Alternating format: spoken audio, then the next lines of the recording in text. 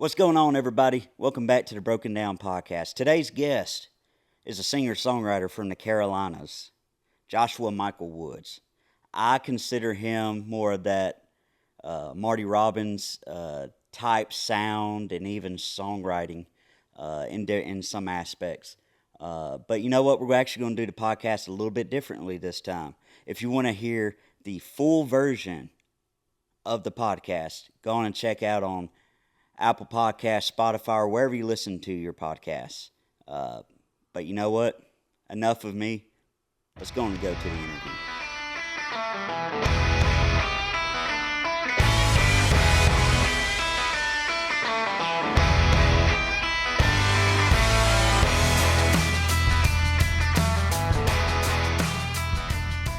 The clapping is only just for syncing it up and everything. Fair enough, yeah. Because it's not even a lazy thing. It's just It just helps me on the post production and all that. What software do you use to edit these? Well, it just depends. Like with this, because it's two audio tracks, aka why we have two XLRs, and it's split up. I edit the video first, and then I just take whatever I have there and just take the MP3. So like for what we did down there, I'll take it into Audition. Okay. I do Audition. See, I did Logic Pro, but I said, all right, this is too complex for me. I said, let's simplify it. Yeah. You know, because I'm trying to learn something that doesn't really make too much sense to me right yet. But so I said, all right, let me do Audition. I know that. Yeah. And then I also bought a preset too. It's like a vocal preset that like kind of handles the. It's funny. It's like country, and then it's like Morgan Wallen vocal, yeah. but there's nothing wrong. Like the thing that was cool about it that I liked was it had the reverb pretty much to where like you could just tweak it to like you want more or want less. Yeah, but it's like a pretty good spot already. Yeah, so it's like you're just tweaking it, and I'm like, that's what I need. I'm like, give me that to where I just need to tweak it. Yeah, you know, because I've fallen in love for my videos and stuff. I'll use DaVinci Resolve. It's a free program. I like DaVinci. What I love about it is it has an automatic sync via waveform, so I don't have to clap at all. It just takes my phone. I'll record, let's say, with my phone for the video, and then it'll record the audio track, of course, and then I may have another phone or something to record, the audio. Like that's how I did it on those really old videos I did a couple years ago. Yeah. And so then I would go into DaVinci Resolve, sync via waveform, boom. Really? Done for me. That's fascinating. Saved me so much time. Well, because I'm not smart enough to do the clap and then. Well, I've learned that at an early age, doing this. I'm like, let's save me just enough headache. Yeah. I don't know. It's crazy, man. Like production in music is just fascinating. But before we get into that, what's going on, everybody? This is Mudflap from Mudflap Outdoors. Welcome back to the Broken Down Podcast. If you hadn't already figured it out, I got a new guest here, and this is a man that I met probably about 2 hours ago. So we've had a couple conversations throughout the 2 hours, but this right here, ladies and gentlemen, I'm going to butcher your name, so I'm gonna let you introduce yourself. Yeah. Well, howdy, folks. My name is Joshua Michael Woods. I was born in Charlotte, North Carolina. Just moved to Auburn, Alabama about 9 months ago, and playing music. It's been a good time. And that's the fascinating thing of why we're here. And, right when you got here, we talked for about 20, 30 minutes about music and all that. Yes, and we'll get back into that. Yeah. But, man, I just want to recap just those broke down sessions that we did. Oh, yeah.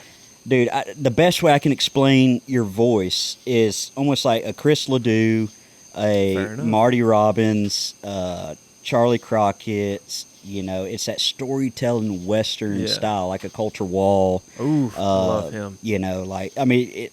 How I look at it. I mean, again, I let you listen to I think they're called the Cruz Brothers, and I said, this is identical to your voice and your sound and everything, and it's great.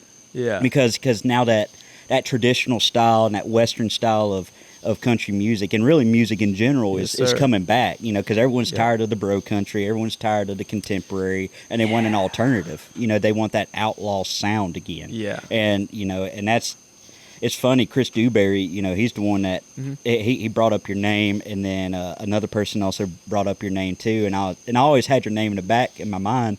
So when you DM'd me, I was like, Yeah. yeah, we got to do this. That's This has to perfect, happen. man. Yeah. Yeah, I saw that Chris had posted on his Instagram that he was on a podcast, and I was like, damn, that looks good. So I started watching and listening, and I was like, I need to be there. It's like, this guy knows what he's doing. I got to be there.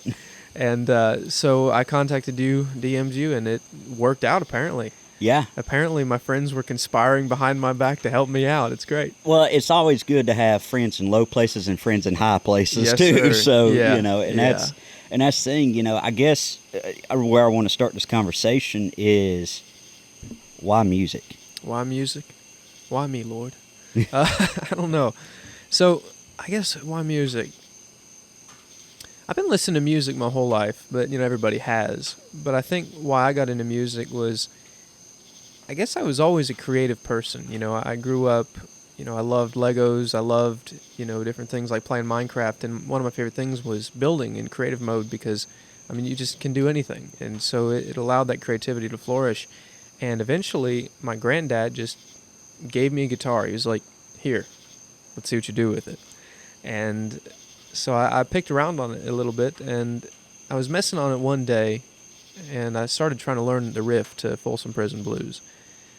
And when I got that riff down, it was a simple riff, but it was the first thing I ever learned on guitar. When I got that down and realized that I could make a noise that sounded good and that sounded like the record, no holds barred, I fell in love. It was just like a life-changing moment in that moment. Mm-hmm. And I don't know exactly why I love music. I don't know what led me to it, but I guess just the circumstances or the way that God made me, whichever one it is, here I am. Right. And but No, see, the thing that fascinates me about you, because all day today, yeah, I am quite fascinating. But like what fascinates me about you is not only your voice, but it's your songwriting, man. It's that storytelling. It's that, like, the best way I can explain it is that old school Western storytelling. It's the best. The other way I can explain it is I can explain the situation better. It's like there's 5 people, I'll even go this route. 5 cowboys sitting around a fire. Yeah. They're just getting ready. They're about to, like, herd cattle and everything the next day at 3 a.m., all that kind of stuff. And they're sitting around. They have nothing. There's no technology, nothing or anything. Mm-hmm. It's just those 5 people and a guitar. And they're going around telling these, it's almost folklore, kind of songwriting. And I it's like the Western archetype. Yeah, and I guess that's the part that just fascinates me about you is that storytelling. How did you tap into that storytelling? Tap in? What do you mean? So like, it's interesting because, again, it just reminds me of just that old school vintage cowboy storytelling, almost like murder ballads, that kind of stuff. Yeah.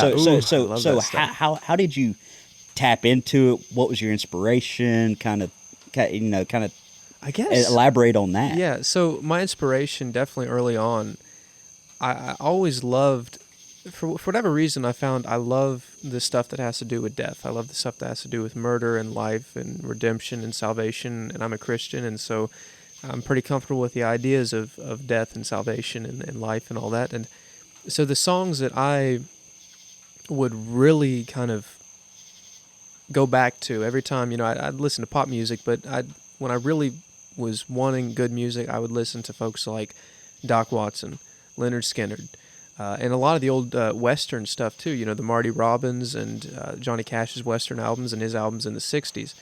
And, Doc Watson especially, the bluegrass tradition has a lot of the murder ballads. It's like, hang your head, Tom Dooley, hang your head and cry. You killed little Lori Foster, and now you're bound to die. And that was the recounting of stories that were just in the area, News happened, write a song about it. And that carried over to the West, and for whatever reason, that's just the music that I really came to love, the stuff that told a story and usually had to do with death. Fascinating, because obviously, death is just kind of that unique topic. So, like, yes. how do you bring, I don't even want to say entertaining, because, obviously music is entertainment, and, yes, and it's your way to disconnect from reality or anything, but like, Yeah. how are, I guess, for you, how are you able to kind of morph that, kind of touch around that, that like kind of a topic like that, or really any topic, Yeah. really? That's a very good question. I think a good example would be that song Whiskey Hair. Mm-hmm. So my eyes see the amber, I think, because that song, I'll spoil the song for everybody, but that song is pretty much, you fall in love with this girl, and her dad has an old, 1953 car. I don't know what kind of car, whichever one the listener wants it to be, I suppose. But you're just, driving around this old 53, and, it's a beautiful time, a beautiful summer maybe. But eventually, later in the song, you find out that she passes away. And it sounds like in a car accident. And so then it recounts, just missing, I guess, the side of her whiskey hair blowing in the wind when they were driving in that convertible. But I think the way that I can take a topic like death and not make it too dark or too cheesy or forced, because I find a lot of not a lot, but some of the songs I've heard, some certain musicians, certain songwriters will take a dark topic and try to write a song about it because they want the look at me, I'm tough, I talk about death and stuff, I'm dark and mysterious. And I never wanted to sound like that. I never wanted to sound like, oh, look at me, look at how dark and mysterious I am. So I tried to take the stories and make them real, make them kind of somber without crossing the line of getting too cliche or using too many archetypes, Yeah. So, just to even go dig a little bit deeper there, what's your songwriting process? Because again, we're talking about like a topic of death. Yeah. Again, it's that I'll just say it just for the continuation of this interview is it's a Western storytelling type of songwriting. So, what is your process? My process, yeah. It usually starts with a line. So most commonly, I'll be just going throughout my life, and I'll either hear a line or I'll think of a line. One of them, interesting story. I've always felt, though I'm a Christian, I've always felt sadder coming out of church than when I went in, which is the opposite of what it's supposed to be. I don't know why. I don't know if it's just because everybody's always been welcoming to me everywhere I go. I have a loud personality, so people see me, but then they welcome me. But when I used to live up in Gainesville, Georgia, and I'd go to a little, this little church out in the country in Claremont, Georgia. And I was leaving church one day, I think it was after a Wednesday night service, and I thought of the line, "It's hard to sing a happy song anymore." And I was like, okay, that's a song. There's a song in there. And so I wrote a song called "It's Hard to Sing a Happy Song Anymore." But the process of that, so after I get the initial line, then I'll just start working on it. I'll just start, I may find, let's say, the key. So let's say I want to play it in D or E or something, just wherever my voice sits at the moment in the time when I was writing it is where I'll go. So if I'll just start, "It's hard to sing a happy song anymore." So that's the key of D, if I'm not mistaken. And I'll just carry on from there, whatever sounds right next. And I usually don't have a whole song figured out before I start writing it. I write it and then let the next step be a natural progression. And that's why I sometimes don't even name songs until after they're finished, because I don't even always know what they're going to be about until I finish them. But I just start with maybe a line, and it's like, okay, that's kind of a story there. What can I do with it? And the next chorus. Okay, that works. And there's usually some naps in there too. That's fascinating, because I again, like kind of what we talked about earlier off camera is my love for music, and I'm fascinated about everyone's philosophies, their songwriting structure of how they their process and everything. So that's fascinating, because I mean everyone is generally similar in that case, but again, like I could sit, everyone that I've interviewed and everyone that I know, I could sit all y'all in separate rooms and say, "Hey, here's 3 lines." Yeah. And then y'all run with it, and y'all run with it in 5 different ways, 7 different ways. Yeah. And I think that's the beauty of music, is it's endless, possibilities. Yeah, and I heard an incredible, so it was on Instagram, it was a reel with Rick Rubin. He was being interviewed, And Rick Rubin is a famous producer. He produced the Beastie Boys back in the day. He produced Aerosmith and Run DMC. He produced Johnny Cash, the American recordings. Mm-hmm. That was all Rick Rubin producing. And he was talking about AI and why he thinks AI will never be able to replace human songwriters and musicians is because AI doesn't have perspective. Because AI is just all the information ever, then it ends up having one perspective on, the information. And likewise, what he was saying was, if Google, if OpenAI, if X, and all them are all trying to create an AI that just has, it's trained on all of the same information, eventually they're all going to come to agreement on, what they're looking at. There's a possum up in that tree, by the way. But, saw it moving. Well, I'll be damned. Yeah, all right. It's great. But anyway, and so he thinks the reason why AI will never be able to write songs to the caliber that humans can is because we can't know everything. We all know just a little tiny sliver of life, and therefore we have perspective on it. Like what you were saying, if you give the same line to 3 songwriters, because they've lived 3 different lives, they're going to come up with 3 entirely different stories. But if you gave this one line to, all these AI, they're probably going to come up with a similar story because they're basing it on the exact same information. That's fascinating. So, I guess speaking on AI, what's your perspective on AI in songwriting? AI and songwriting. I completely avoid it with my songwriting, and I recommend that other people completely avoid it as well. My personal opinion on AI is I don't think it's something to shun. I use AI for certain things. I love it for research purposes. But when it comes to art, I think the beauty of art is that it was human-made. And I kind of look at it like I look at genetically modified food. And I even tried contacting my congressman back in Gainesville, Georgia about this years ago to put some legislation forth about, I think everybody ought to have the right to make art using AI. But what I think it ought to be is you ought to have to label it. Like you label GMO versus non-GMO food legally. I also wonder if we should have to legally, label art. Was this human-made or was this made via AI? Mm-hmm. And so then you can still do whatever you want. However, it gives the consumer the opportunity to decide, is this something I want to consume? Do I want my art to be created solely by humans, or am I all right with it being created also by AI? I never thought of it like that but it's interesting because I want to expand on that. Obviously, Randy Travis. Yeah. He's putting out music. Yes, sir. And using a voice surrogate, basically. Yes, sir. I guess what's your perspective in that terms? Like with something. I mean, obviously, I'm using Randy Travis as an example, but like artists using their voice without actually using their voice. Yeah, I wouldn't ever talk about Randy Travis, and I think he's in a great position to use AI because he physically cannot sing like he used to. I think he has a very good reason to use AI. Now, if you were talking about another musician who was like, "Oh, I don't want to go into the studio, so we're just going to have AI do it for me," I'd be hesitant to say that's a good idea. I think I think the labor of art is what makes it, is part of what makes it so great. The labor of the love. It's hard to do, and it's hard to produce an album, and it's hard to mix an album and master an album, and it's hard to learn how to sing and hard to do all these things. But because it's so hard, that's what makes it so great. The accomplishment is much greater if you work for it.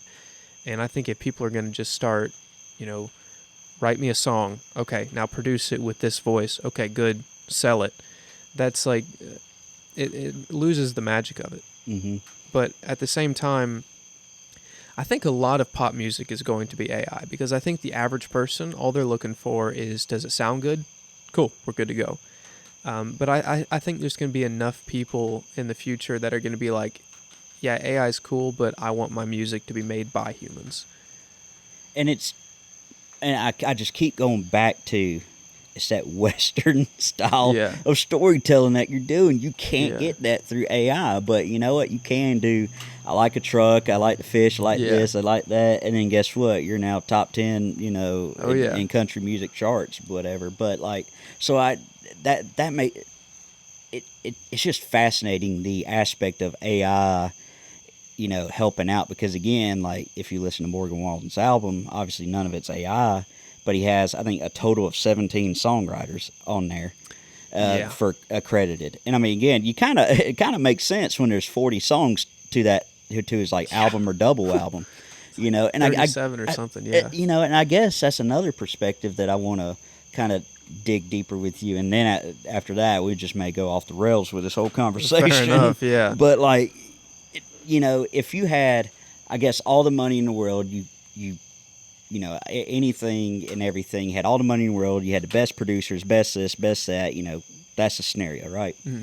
How would you distribute your music? Because I'll just say the Morgan Wallen aspect where he does the 40, songs in one album, and then 2 years later he may put out another 40 song album and he'll tour on that per se, right?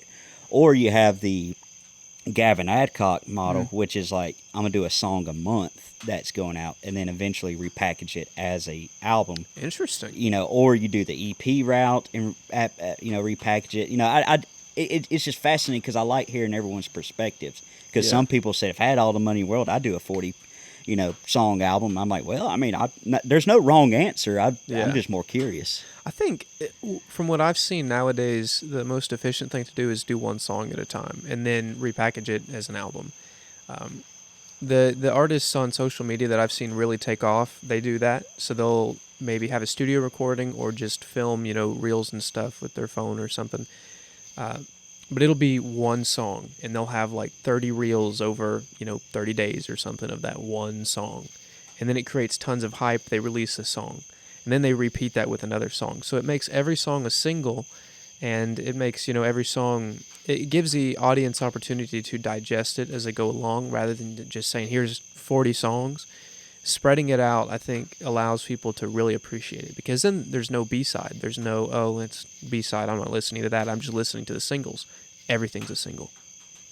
And it also helps because, or at least in my opinion, it helps because, again, if you listen to like a Morgan Wallen 40-song album, there's about 20 of those songs that sound exactly the same. I couldn't even tell you because I've listened to zero. Yeah, well, but again, it's like, I think that's the beauty of like, I think the sweet spot of like an album, somewhere between like 9 and 12 songs. 9 and 12 songs. Kind of right around there. I think that's a sweet spot because you have enough variety, but also there's going to be enough distance between album to, album A to album B. Yes, sir. To where it's like, there's no way to connect both of them, because not only that, life happens between those two albums per se, or the EP, whatever it is.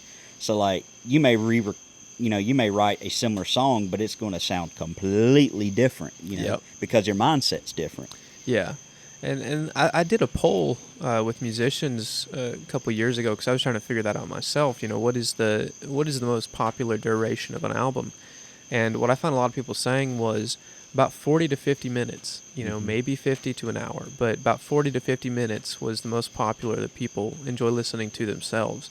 I've always thought records that were, 25 to 35 minutes, those are just too short. It's like make it an EP or something. Mm-hmm. But apparently that was standard back in the day. But nowadays, but then anything over an hour, and it's like, is that a record or is that a compilation? Is that like is that what they do for the greatest hits, or is this a record I'm supposed to listen to in one sitting? Because that's what I like to do. Is when an artist like Cody Jinks, I love his records. When he puts out a record, I listen to it start to finish, and I'll usually like turn off the lights, lay in my bed, phone on my chest, just listening to it. Okay, so we're going to dive deeper in this. Yeah, because you piqued my interest. Fair enough. I'm a huge Cody Jinks fan. Huge. He's good people. I like him. I mean, Cody. I'm just saying, names are great. But I've seen Cody Jinks 4 times. Really? Yeah, and I'll tell you, I saw him. First time I saw him was in Coleman, Alabama, at Rock the South, and he was an opener. So it was just Adobe Sessions, and I think, oh man, I'm going to butcher the one. It was the one right after Adobe. Okay, so I think it was like Less Wise, and then Adobe Sessions, and then might have been After the Fire. No, it wasn't After the Fire. It's I think it's I'm Not the Devil. Yeah, that album. Yeah. So I did so I saw him there, and I mean, again, me and my girlfriend at the time, we just got the cheapest tickets, and that's all. That's the only person I wanted to see. Yeah. Funny enough, I saw Riley Green there. Hell yeah. When he was opening, saw Muscadine Bloodline there as they were Nice. opening, and now obviously everyone's doing their thing. But I saw Cody, and I was like, I mean, everyone's like, oh, this is good. All they knew was Loud and Heavy. That's Yeah. all they knew, and I was like, I was just rocking out. I was Yeah. like, all right, we in Every it now. song. But then the second time was in Montgomery, Alabama, and it was at this railroad station. It was it was like right by the railroad tracks, and it was like a Saturday night or something. And I remember it was Ward Davis that opened for him. Nice. So Ward Davis, I love him to death too. And Cody Jinks went out there, and it was freezing, it was sleeting, it was just so bad. And I was like, oh man. And so I'm standing there, and there was only 70 people he played in front of. Wow. And it's the band. And Damn, so you got to see. I saw Cody him. Jinks. I saw him. You can see the wrinkles in his face, dude. I mean, he had his like little toboggan beanie on. He Mm-hmm. was. Everyone was freezing. You can see the warm breath. And so, do you remember what year that was? Oh, that 2016. 20. Okay, So- I'll have to tell you after you finish with this. So gotta I tell you. did. So what made me a fan of his was when I think the promoter was like, "Hey man, we only got like, it's raining, it's sleeting, probably like we can reschedule, we can cancel whatever." And Cody, I'll keep it G-rated. But Cody was like, Are we supposed to keep it G-rated here? "No, you don't have to, but I'll just keep it Fair G-rated enough. for this story." Yeah. Based on the word he said. But he was like, "Hey, did you sell any tickets?" And promoter was like, "Yeah." He said, "Well, I'm playing the damn show." Mm-hmm. That was more G-rated than what he actually said. Yeah. And I was like, I'm in. I said, Yep. "You're my guy." And People then, are coming. You're performing. And then when I was in Mississippi for those 2 years, when I lived out there, he was going to Tupelo, and I was like, I'm going. I don't care. I'll get the cheapest ticket, go up top. I'm going. This is my guy. Yep. And I won free tickets to go see him. Wow. And I was like 5th row. And I was like, Damn. and I spent a lot of money on merch too. Yeah, so like, fair enough. So like, dude, I have like 6 Cody Jinks hats, like 8 T-shirts. You know, I have a lot of his stuff. Hell yeah, dude. And then me and my dad, like, I kept saying, God, like Cody Jinks is my guy. Yeah. He came to Atlanta and played at the amphitheater there. And The Amerisbank Amphitheater? Yeah, and I told Daddy, I When said, did you see him there? when Josh Malloy opened. Okay. It was in October last year. October last year. Can't remember if I was there or not. So we were there. I told Daddy, I said, Daddy, you got to go. I said, you got to see Cody Jinks. He's Yeah. a dude. And he came out, and that was when he played, right before he put out the recording, A Long Way to the Top. Oh, yeah. You know, AC/DC Yeah. cover. I said, I'm in. Yeah. But see, like with Cody Jinks, I think my favorite song I have a lot of favorites, but I think the one I love, style, the rhythm, everything, changed the game. Change the game. Yeah. Fair enough. Yeah, I've got some. Here's a funny story. When he released that record, Change the Game, and specifically that song, Change the Game, Yeah. I almost wondered, and this is my delusional self, I almost wondered if he had heard some of my music that I put on my YouTube channel. Yeah. And it was like, because I got a song called Where Dreams Don't Disappear. Okay. And I was like, Wow. Even if he did, I wouldn't care. But I just thought it was so close. I was wondering, but no, realistically, I think probably what it was because I was so heavily inspired by Cody Jinks. Mm-hmm. The natural progression that he was going to follow was also the natural progression that I was going to follow because I was inspired by him. Fascinating. And so I think what happened was he'd made his first few albums. I was inspired by those first few albums, so I wrote a song like over here, and he wrote his song, and they were pretty similar. Right. But- That's crazy. Because, like one of, obviously we talked about music, guitars, and all that off camera, but one of the first songs I learned was Rock and Roll Rock and roll. by Cody Jinks. Yeah. Is that I don't want to rock and roll Yeah. no more? Yeah, I don't want Yeah. the whiskey anymore. Yeah. That's that. But again, that was so easy. Like it's like capo on 3, and then you just play it. And I was like, oh man, that's such a good one. Like it's so good. Yeah. Like you do that, you pick it, and then I saw him, and then Whiskey Myers. Like I'm a huge Whiskey Myers fan. Like like we went. I tell you, I only seen them twice, but both times I saw them with my dad. And first time ever was Bourbon Street. It's now closed down, but in Auburn, Alabama. Huh. We were basically elbows to assholes with With them. Whiskey Myers? Yeah. And I was like, this is cool. I mean, Yeah. and they only came out with it was that album that had Virginia on Virginia. it. Okay. You know, I've not listened to a lot of them. but man, you got to listen to them. Yeah. If you like Southern rock of Yeah. any type, they're the ones. Because I know of like Stone and Broken Window Serenade. Yes, yeah, those are good. I'm a big fan of Bury My Bones. Bury My Bones.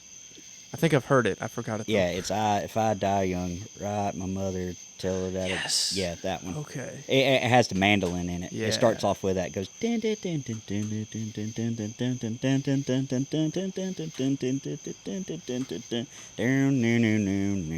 I think I remember it. Yeah. So, I know that was a bad explanation of me trying to do that. We'll forgive you. Please, yeah. I know my parents. Forgive them. Yeah, don't forgive me. It's bad. But that's really neat. The first time I ever saw Cody Jinks was September 14th, 2019. Okay. That's my dad's birthday. Okay. And we went to see Cody Jinks that night at the Amerisbank Amphitheater in Alpharetta, Georgia. Okay. And Cody Jinks was opening for Leonard Skinner. And so I'd gone to see Leonard Skinner. I don't give a shit who these opening acts are. Never heard of them. Don't want to listen to them. I'm here for Skinner. Yeah. That was stupid. Because what I'd found out was, I just kind of ignored the opening acts, and when it got to Leonard Skinner, amazing concert, one of the best of my life. Mm-hmm. But I did hear a little bit of Cody Jinks, and I was like, that's an interesting sound. I don't know if it's for me, but it's interesting. But luckily, my dad was listening, and my dad was really listening, and he got a little addicted to Cody Jinks, and so he was listening to him all around the house for the following few months, and eventually I took notice as well, and I was like, holy cow. And Cody Jinks has since become, one of my favorite musicians. I think my favorite living musician. Mm-hmm. It's kind of tied between him and Lana Del Rey. Okay. But a lot of my songwriting was inspired by Cody Jinks as well. Mm-hmm. Whenever I was first starting to practice songwriting, one of the exercises I would do was I would take a Cody Jinks song, and I would kind of take the idea of it and then write it in my style and see if I could... see it, like going back to that thought experiment of if you give the same writer or two different writers the same topic, what do they turn it into? And so some of my first songs that I ever wrote were kind of done that way. Mm-hmm. But yeah, Cody Jinks, I'd love to meet him one day. We'll see. Yeah, see, I should. They had a meet and greet, but like it was a lot of money, and I was like, I'm good. But looking back, I wish in Montgomery I would have stayed and said, I just want to shake your hand. Like, that's what I wanted to do. Yeah. Obviously he's sober now, and I'm like, I can imagine, running. He's the hardest working man in show business. And he's still independent. Yeah. And that's the craziest thing. And the thing about it is because I listen to podcasts all the time now, especially about musicians and my interest that I have. And, one of the things he talked about was how him opening up for Luke Combs, he ruffled a lot of the feathers. I heard that, because he was like, I'm independent. Yeah. And Luke Combs was like, nah, screw him. I like you. Yeah. And I was like, he's like, all right. And he was like, dude, they were great to us. Yeah. And, we went out there, rocked out, and then he rocked out, and then we went about our day, and I was like, that's kind of cool. But again, it's like, seeing them in front of 70 people and then seeing them close to sell-out amphitheaters, you're like, yeah, that's a crazy upgrade in just that short of time. I mean, 2016 and now it's 2025, and he has I need to pre-order his new album. I need to. I'm excited for that. See, I have a collection of vinyl records, and I have about 125. I have a problem.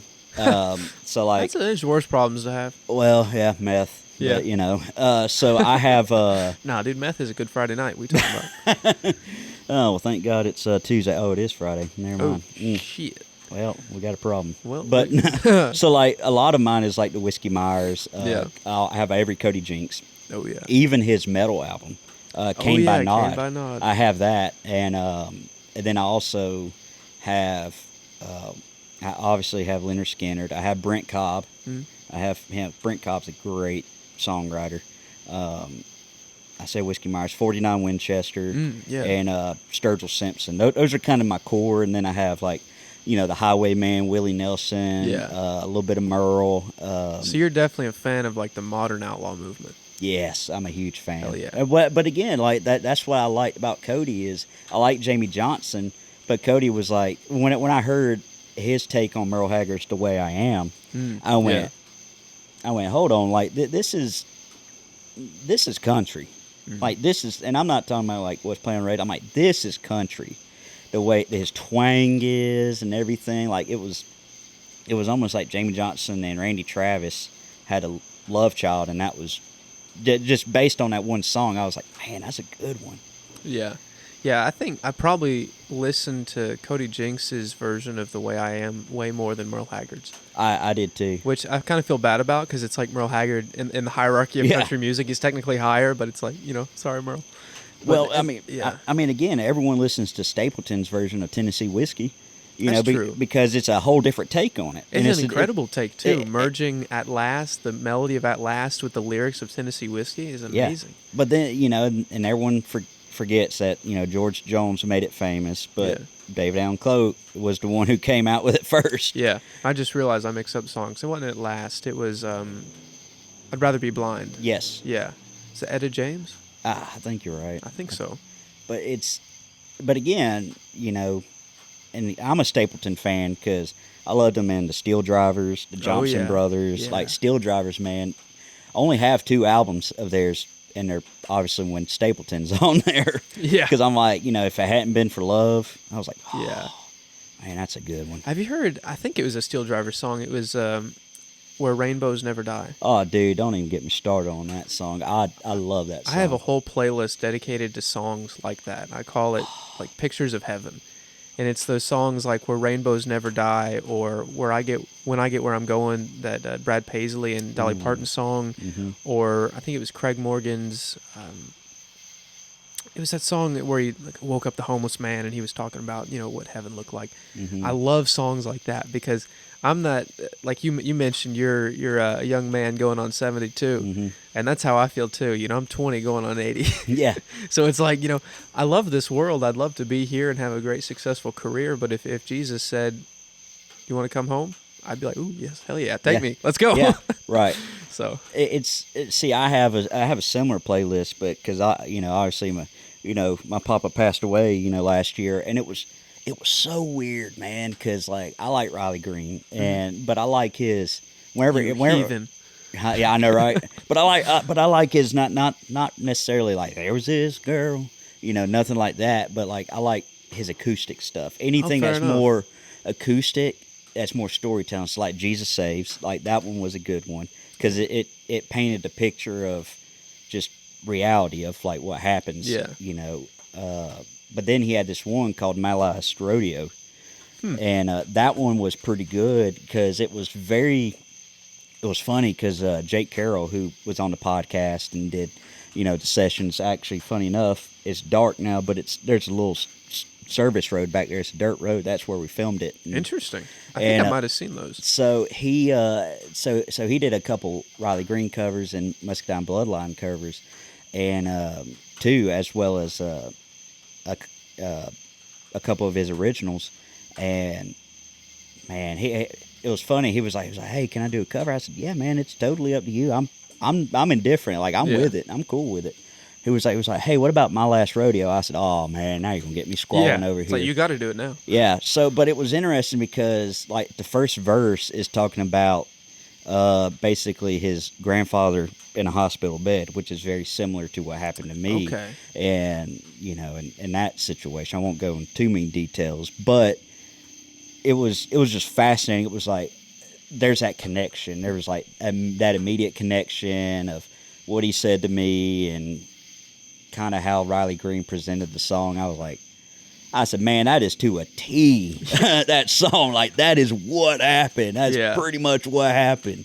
And it was just fascinating. You definitely need to listen to it. I think you'd enjoy it. Yeah, I've listened to a little bit of Riley Green just on the radio because that's something I'm forced to do at work. Yeah. Because I don't control the radio because I'm not the one driving. So they'll be listening to modern country, and most of it I'm like, I wish I didn't have to hear this. Yeah. But some of it's really good. And I've one of my guilty pleasures is that new Riley Green song. Is it Worst Way? Worst Way. Oh, that my one. Lord. Whew, man, I'm a straight male, and that thing puts me in heat. Well, I mean, look, I'll say this. Everyone lost their mind whenever he shaved the mustache off. I remember that. Yeah. Yeah, I was like, Then he dude. grew it back 2 days later. Yeah, he what was the like, hell? I know. He was like, hey, guys, I was just chilling. Like, Yeah. this is me, right? Nope, we don't like you. All right, well, I'll grow it back. All right, we Yeah. like you. But it's funny because I love how we can bully these people into submission. don't you hate social media in that regard? I love it. Like, I get it, but like, man, I love the chaos. you just like stirring the pot, don't Oh, you? yeah. Yeah. My mom always said that I was a shock jock. She would compare me to people like Howard Stern. Really? As like a 9 or 7-year-old. Really? Which now, after a while, when I actually learned who Howard Stern was and listened to some of his radio clips, I was like, holy cow, why'd she compare me to him? Yeah. What was I saying? I know. So, okay, so, I guess I want your perspective on, and it's not even perspective. I think I want to twist the conversation to like these field recordings, very similar to kind of what I did, with you, Yeah. a little bit ago. I guess, what's your perspective on it? Because I think, I've always been a fan of them. Obviously, this is why I'm doing it, but Yeah. I think it started becoming more famous or more brought to light even more because of Oliver Anthony with Yeah. Richmond, north of Richmond. I guess I just want your perspective on it. I've always been a huge fan of field recordings. I mean, because there's a history of them, going back to Alan Lomax and even before. I guess, I don't know what Alan Lomax would technically be called. I don't know if he'd be a biographer or what, but he would go into the field in the Appalachian Mountains and to the Delta in Mississippi. And he would do these field recordings with people you've never heard of, but they were, doing these blues standards or bluegrass standards or country standards. And so I love the history of field recordings. And especially nowadays, like what you mentioned, seems like the best recordings are the ones that are recorded outside of studios, because there's something about a studio where it seems, I guess the focus is more on the perfection of it and the polishing of it rather than the portrayal of the song, rather than just the feeling of the song.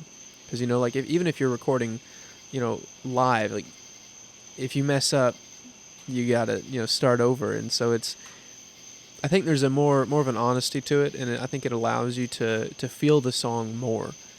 And so, yeah, like what you mentioned, I love, Richmond, north of Richmond, and, stuff that a lot of folks are doing. And I think it's a good trend.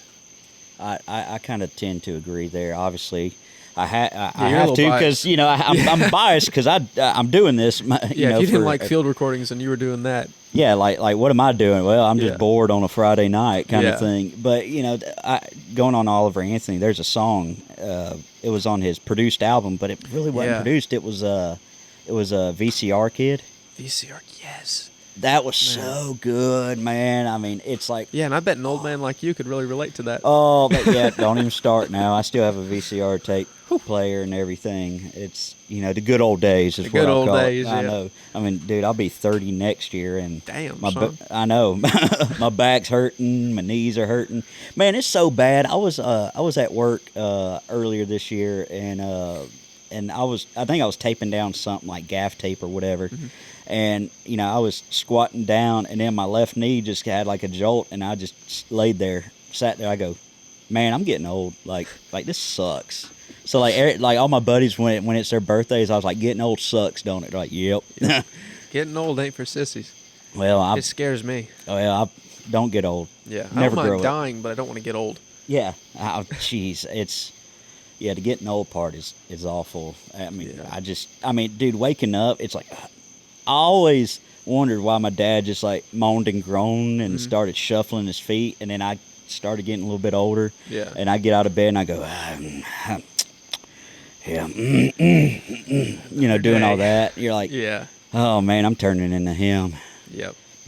My mom says that's a problem that I'm turning into him, but I don't think so. Yeah. I'm just kidding. You're just turning really cool. Yeah. Well. I don't know. If cool is the right word. Eclectic? Interesting? Vintage. Peculiar. Yes, yes, we'll go with that one. That's a good one. Yeah, a purveyor of oddities. See, like, I was never an English major. Obviously, I'm a video guy, obviously, why we have all Fair these enough. lights. Yeah. So, like, writing papers and stuff, I was off. I could not figure out an adjective. I was like, I don't know, red. Yeah, You know, and then Scarlet. yeah, I know, yeah, you're over there saying scarlet and stuff, and you're like the crimson tone of his bloodshot eyes, and I'm Yeah. like, dude, I'm like, his eyes are red. Them bitches are red. Yeah, basically. I was Yeah. like, all right. Man, it was so funny. I was in college. I went to a JUCO for my first 2 years, and I had an English class to kind of get my core classes out of the way, and my English teacher said, all right, y'all just stop doing this extra stuff of, like, you know, kind of like the scarlet in your crimson eyes. Yeah. You know, just say it's a red fire truck. And I was like, all right. So I did, and I kept getting C's. I said, why? They're like, it's not interesting. I'm like, well, you told me to take the interesting words out. Well, to be fair, that's what I think. I think Alan Jackson is one of the greatest country songwriters ever. Okay. And the reason I think that is because I've always heard that the people who are true geniuses, who are truly masters in their craft, are those that can take a very high-level idea and explain it in a way that a fourth grader could understand. And I think that's what Alan Jackson does in his music. You know, you think of songs like Small Town Southern Man, for example. It's a very deep idea. It's about life, living, having children and a family, and eventually dying. But he's able to write it in a way that anybody can feel it and anybody can understand it. And I don't know what grade level, you know, it'd be written at, but I feel like a second grader could hear it and understand everything. And likewise, an 80-year-old in their deathbed could hear it and understand everything. And so I think that's why I think Alan Jackson is one of the greatest country songwriters. And so I aspire to get to that level of taking deep ideas and writing them simply enough that everybody can feel it. Okay. So, obviously, everyone asks the question eventually, who's your Mount Rushmore? Who's my Mount Rushmore? And Me, and me. See, I mean, I'd probably say that about me, but, you know, I got an ego about me, apparently. Really? I'm Mudflap. I mean, what are you You're talking Mudflap. about? Hell yeah, dude. I got to meet Mudflap tonight. Look, man, I'll sign autographs after this and everything. I have a meet I'll and take greet it. and Yeah. everything. It's crazy. Hopefully free. I'm broke. Yeah, well, But my Mount Rushmore. I'll give a couple Mount Rushmores because I love so many musicians that I'll split it up by genre. okay. I think my country Mount Rushmore, we're talking Hank Williams Sr., Cody Jinks, and then it gets tricky. It's like I feel like either Alan Jackson or Merle Haggard has to be on there. Mm-hmm. But then it's kind of like, if I could only have four, Hank Williams, Cody Jinks, Waylon Jennings, scratch that, Willie Nelson, and Alan Jackson. Okay. Because I find myself listening to Waylon Jennings more, and I love singing Waylon Jennings songs, but I write like Willie Nelson. Mm-hmm. And so it's like apparently Willie Nelson has been a lot more influential on me. And fun fact, he's my second cousin twice removed. So he's my granddad's second cousin. All right. So Lucas, if you're out there, hit me up. Oh, funny enough, in Tupelo, Lucas Nelson opened for Cody Jinks. Really? Yes. I Damn. love Lucas. Wow. Yeah. I was like, wait a minute. I said, hold on. I saw him too. Yeah. Shit. That's a dream lineup. Yeah. That's incredible, man. He's so good. I love that he's. So he was just on Joe Rogan's podcast. Yes. And I started watching that too. And I in the beginning he talks about how one of his goals in life was to distinguish himself from his father and to make his own way, to make his own living. And man, I respect the hell out of that, because one of my pet peeves in music is the folks that live on the names of, you know, people like fourth generation still living on their great granddaddy's name. Mm-hmm. And, you know, I understand it's hard out there. You got to do what you got to do to get famous, to have a career and to pay the bills. So I'm not going to, you know, badmouth them.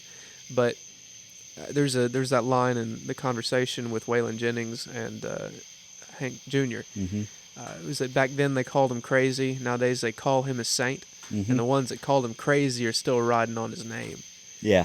And I think, you ought to make your own way. So I Yeah. really respect Lucas for deciding to do that and choosing to. Because, I mean, there's a lot of us that don't have a name that we can grapple onto. Right. I'm not, I'm not Cody Jinks's son, so Yeah. there's not much I can do.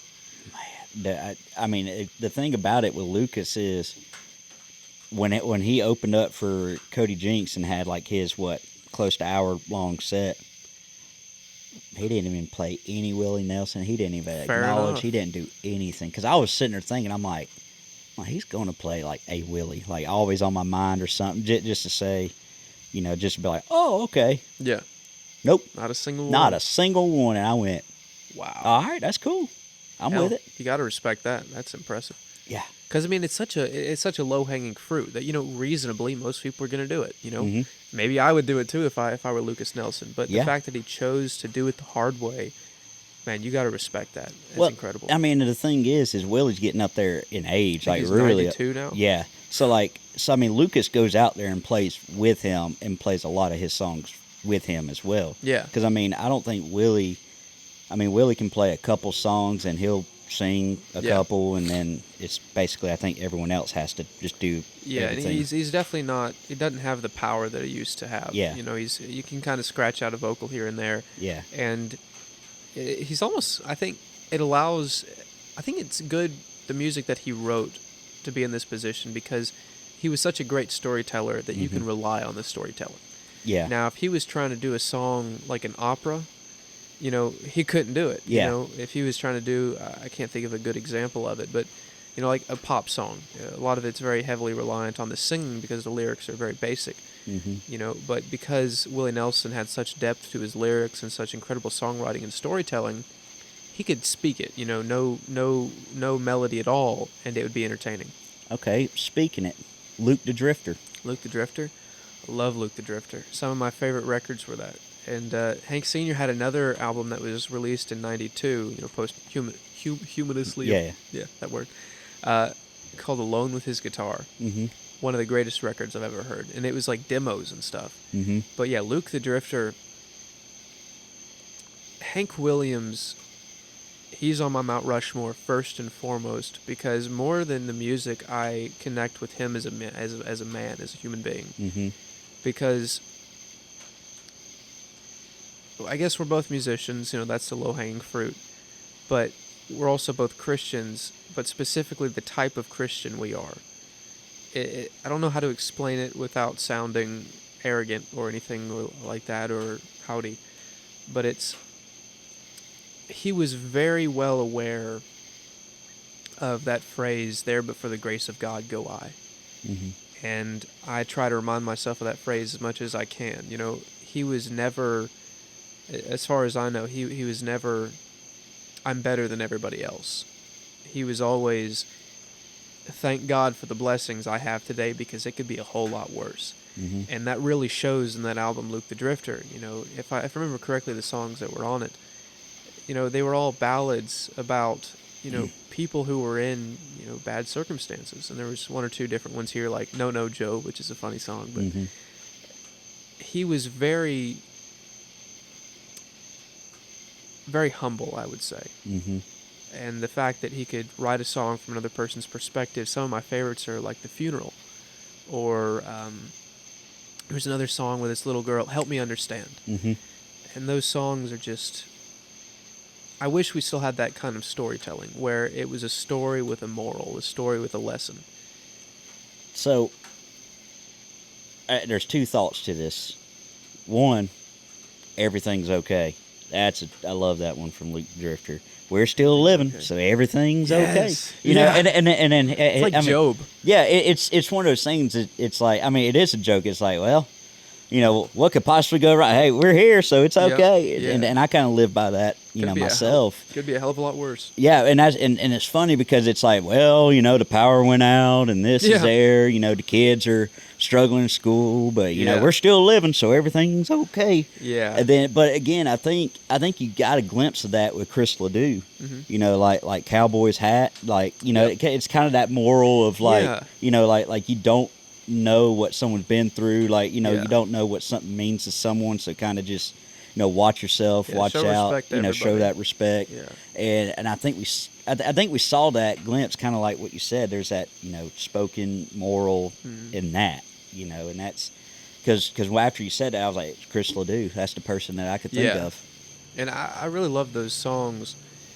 I wish we still had musicians like that. And someone could tell me, well, why don't you do it? Mm-hmm. Well, I could, but sadly, it's not as authentic to me as it was to them. And I really want to make music that's authentic to me. And so the best I can do is what I do. Mm-hmm. But I've come to greatly appreciate Hank Williams. And he's a perfect example of the beauty of imperfection. By today's standards, he was a bad singer. Mm-hmm. He couldn't always hold a tune or a note, and it was raspy in all the worst ways. But in that there was a beauty, and I'm bad at explaining it. I wish I could convey my thoughts on him, because I think about him quite often. But I guess the best I can do is, he was a man that truly understood his fallibility, and he knew not to get too big for his britches, because God, that's when he get cut down a notch.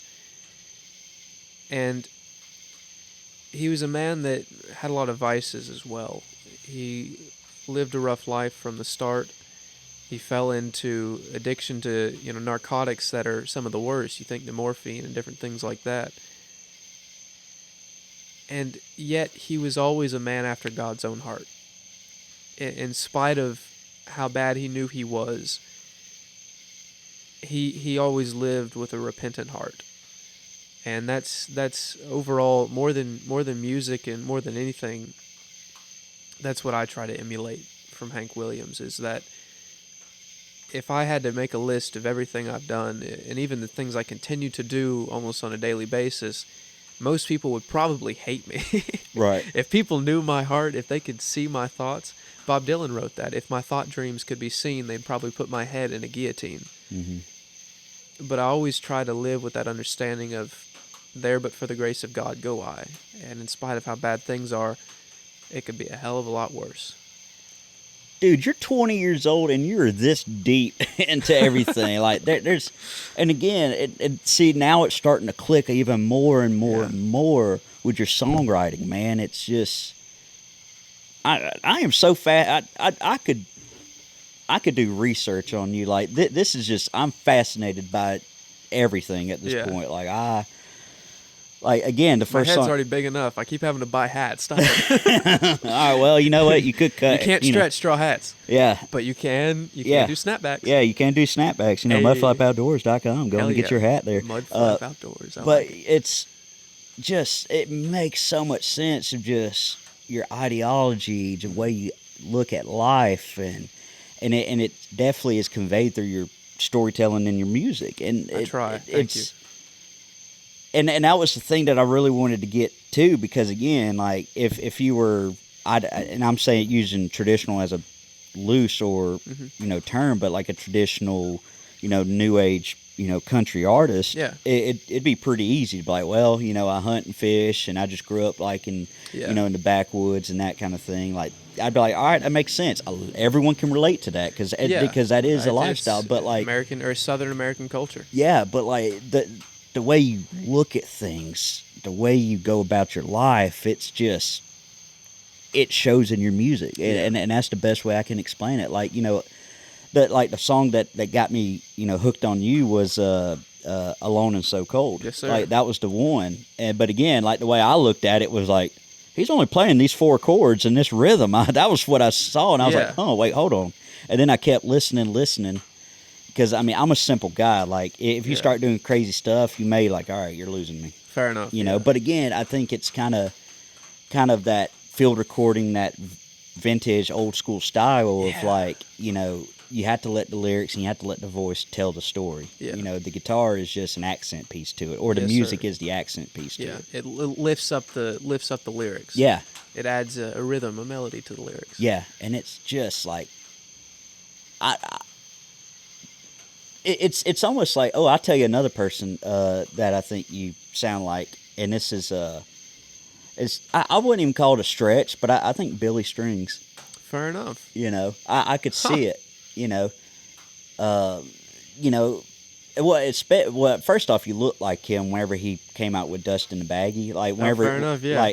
like with your hair, how you Yeah. have it slick, and then whenever you had your hat on, I went, he looks kind of like Billy Strings to me. Fair enough. I love Billy. I love him too. Yeah, man. he's gotten a little out there with his music nowadays. Like I fell in love with him back before he started going psychedelic. Yeah. And I'm not going to put down the music just because I don't understand it doesn't mean it's not good music. Yeah. But it's not personally for me. But yeah, his older stuff, all that, like Dust in a Baggie.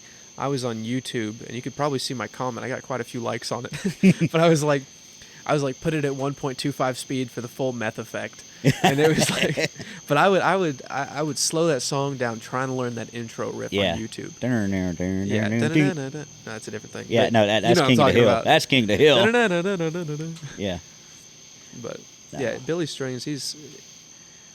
When I was into bluegrass, listening to a lot of Doc Watson, I also listened to a lot of him. Mm-hmm. Okay. And, so I'll take it. Like that video of him in the basement at that party with that one dude smoking an unlit cigarette for 5 minutes. Yeah. It's like, dude, that's legendary. And that's another example, the beauty of imperfection, the beauty of field recordings, the beauty of pick up a phone when someone's playing music. Those are sometimes the best recordings. And it's funny. So I'm using Riley Green as his example, but it's a very real story. And he said in a lot of podcasts is he did I Wish Grandpa's Never Died. He was never going to release it. It may have been released, but it wasn't going to be a single. And there was another song that was going to be a single. He played it one time, and that cell phone video of someone there, put it up, and it went viral. Wow. And he's like, hey, I think this needs to be our single. And I think the label was like, I don't know. Like, it's kind of sad or whatever. It's kind of simple. It's kind of whatever. And he's like, no, they like it, or whatever the story goes. Like, and can you read? Yeah, and it's basically like because of that, social media push, that field recording, as you will, even though it was at a concert, it changed his life from that point. I mean, obviously he had this pop song, or I say pop song, more of a loud Floribama type song of There Was This Girl, and that helped get him on the map. But I think what really set him over was I Wish Grandpa's Never Died, and then he just started blowing up as he is now. Yeah, I always go back to it, and I don't have anything against studio recordings. Everybody does it. It's a standard. Of course, you do it. It's great. Some of my favorite artists, they were only in the studio. Elvis, for example. Mm-hmm. But those, I always go back to the rawness of those early Zach Bryan recordings, where he was just kind of walking back inside on a hot summer night. He was dripping sweat, almost bloodshot eyes, rosy cheeks, and he just set his phone up, started playing I'm Condemned and Heading South. And holy shit, those recordings are transcendental. They're some of the greatest recordings ever. Right. In all genres. Right. And the view count, shows it. The view count agrees. It's just so crazy. And that's the thing I like about Sturgill Simpson is everyone I've talked to, I really want to see him live. Yeah. I've got a friend who's seen him a few times. I've heard he's amazing. Yeah, and the crazy thing is, and even in a couple interviews, whenever it was like in 2016, like the way he plays, some of his big songs, it's different every time.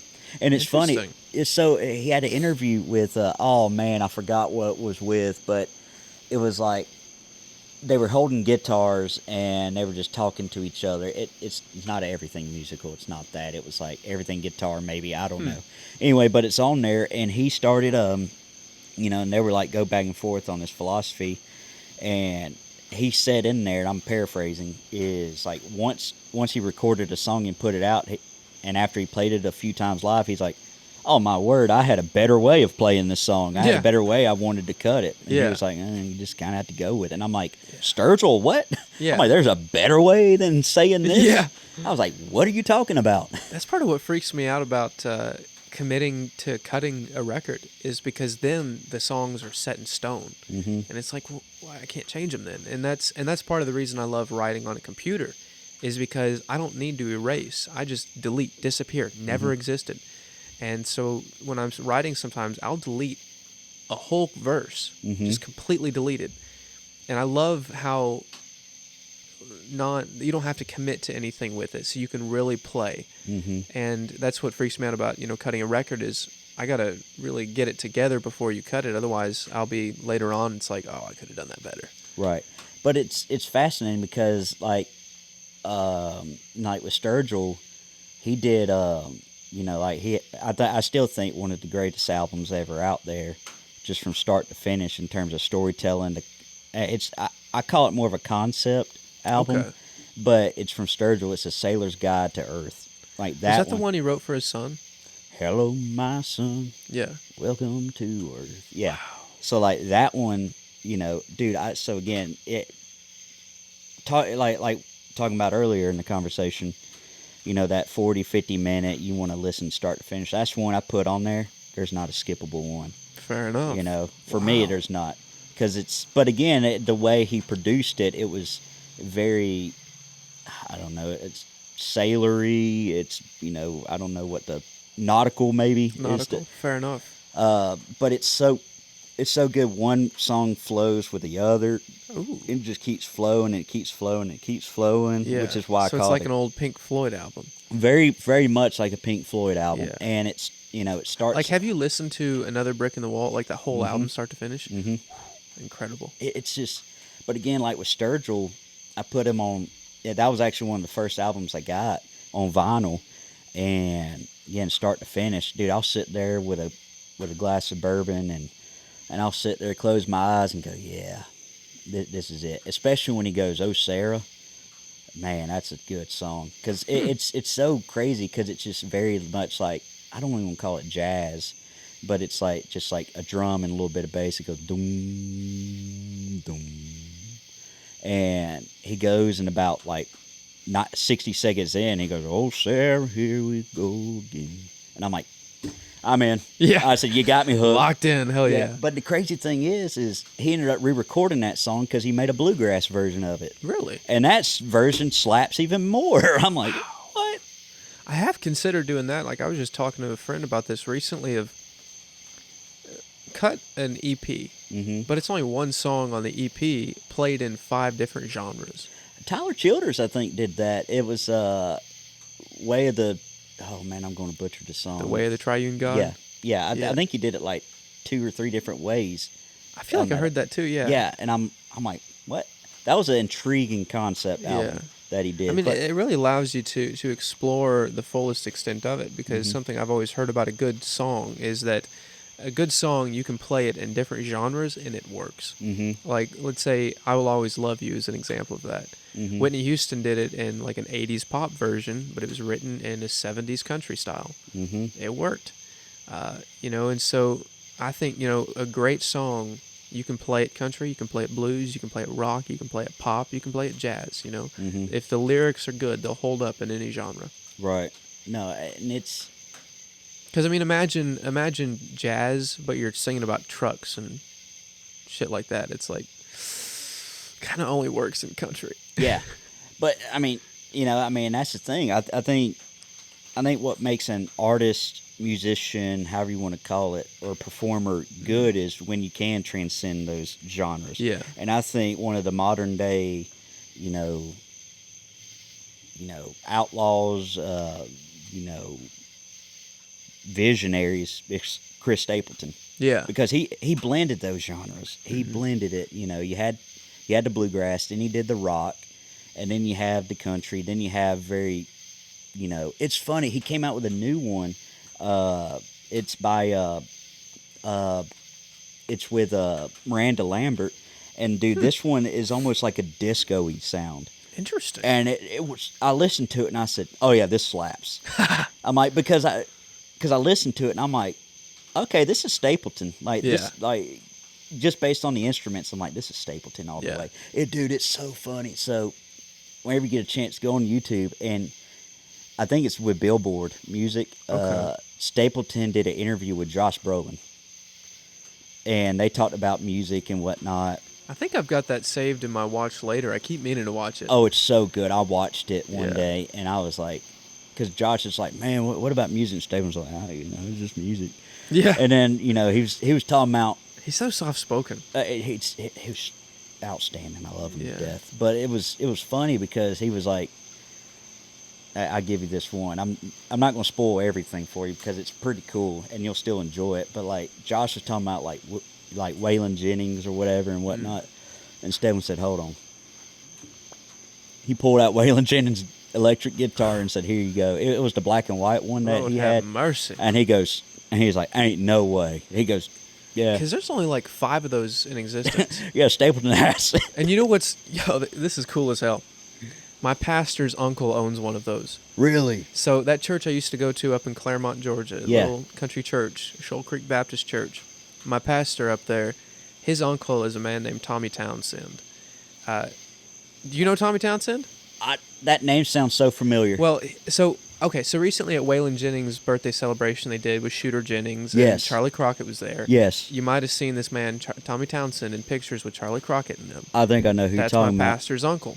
He owns one of the guitars. I think he owns one. I want to say Keith Urban owns one, or either him or Brad Paisley owns one. And then apparently Chris Stapleton owns one. Yeah, Stapleton has one. And I think he has the I think it's iconic. It's the black and white one. Yeah, the leather case they put on the Telecaster. Yeah. And the reason why Tommy Townsend has one is because, so back in the day, I think when Tommy was 13 years old, he went and saw Waylon Jennings live. This was when Waylon had the Hells Angels as his security. Uh-huh. Well, Tommy loved Waylon Jennings and wanted to meet him, and so Tommy's parents, went to the Hells Angels and was like, "Hey, could our son meet Waylon? He's a big fan. He plays music too, and he'd love to meet him." And Waylon, he loved kids, and so I guess he got relayed the message, and he was like, "Hell yeah, dude!" Mm-hmm. So Tommy got to meet Waylon Jennings that day. And apparently they became pretty good friends because I think it was the early 80s or mid 80s or something like that. Waylon Jennings produced an album for Tommy Townsend. I think I know who this guy is. I think just released in 2022 as like a red cover. I think the Southern... I forgot the name of the title track. Southern Man was the name of the title track. Boy, I know exactly who you're talking about. And Tommy Townsend is cool as hell, too, because he owns a distillery in Blairsville, Georgia called Granddaddy Mims. So my pastor's uncle is a moonshiner and a musician that his first album was produced by Waylon Jennings. That's the craziest shit I've ever heard in my life. You're damn right it is. Oh, my God. I'm so shook. I went, what? I know who you're talking about. Yeah. It's so funny, like one of the songs. It's a small world. When you start getting into country music and all that, it's like all the greats know each other. Oh, dude. Well, and the crazy thing about it is I was in, funny enough, Tupelo. And sometimes I collect vinyl records just to collect them for the artwork or, like, it ain't even got to play. I just like to collect them. I got this one Waylon Jennings, that's what I had to look up, album called Cedartown, Georgia. Oh, yeah. I have family who is from Cedartown, Georgia. Really? Yeah, so, like, I got that, and I was like, and I remember it, too. I think I took a picture and sent it to my papa. I said, look at this. He goes, that's a good album. I said, it is. So then I listened to Cedartown, Georgia, that song, and I said, oh, man, that's a good one. Man, that's a murder ballad right there. I know. I was like... Leaned in a pawn shop and bought a 22. Dude, it's... I can't get over Tommy Townsend right now. Yeah. I am so shook. It's cool as hell. I got to meet him a couple times, and I got a picture with him and Buddy Jennings, Waylon's, I think his first son. Yeah. And so I was, 15 years old. I had, I was on the right, and then you had Tommy Townsend and then Buddy Jennings. And that was cool as hell. Because it worked out, because I just went to Granddaddy Mims Distillery. They were, I think, having Tommy Townsend's birthday celebration up there one year. And so I just went up there. It was 59 degrees, pretty chilly and misting, so it made it even colder. Oh, my God. But I was sitting out there, and this very nice older lady just came up to me and started talking to me. Mm-hmm. And then so I was like, I guess we were just small talking, and eventually the conversation got to, oh, yeah, Tommy Townsend's my pastor's uncle. I'd love to meet him. Mm-hmm. Apparently this was family to Tommy Townsend's wife. I think that's what it was. And so she went to Tommy's wife, and I got to meet Tommy's wife, and then I got to meet Tommy Townsend, and Buddy Jennings was hanging out there. It was amazing. So There's so much to you. I had no clue. This is crazy. I've been blessed. God put me in a good place in a good time period. Right. And if I could keep, like, one of my dreams, I'll put this out in the universe, and maybe the Lord will do something with it. It's my dream to cut a record of duets, American standards, and maybe stuff we've written with Lana Del Rey. That'd be one of the damnedest things, Yeah. because there's so many American standard duets that I love. And I know that Lana has a great appreciation for the older bluegrass. Like in one of her songs, I forgot which one it was, maybe Kintsugi, she references that old bluegrass song, A Froggy Went A-Courtin'. Mm-hmm. And so I was like, okay, she has an appreciation for older music. I know that. Mm-hmm. And so I bet an album, and I have an older way, traditional way of singing, and I could just imagine the beauty of singing a duet with my voice and Lana Del Rey's. I dream big, man. I'm delusional too. It's great. No, you're not delusional. This is outstanding. Holy crap! I would have never thought this. At 6 o'clock when you rolled up here, I would have never thought any of this. I was just like, dude, I just got to figure out what this dude's made of. Like, I mean, his songwriting and everything. Holy crap, man. Hey guys, I hope y'all enjoyed this podcast. If you want to hear more or even the extended version of this podcast, go on and check us out on Apple, Spotify, wherever you listen to your major podcasts. And be sure to go and check out mudflapoutdoors.com. Be sure to follow us on social media, on Instagram, Facebook, to see who else we may talk to and who else we may have on the Broken Down sessions. Until next time, keep on keeping on.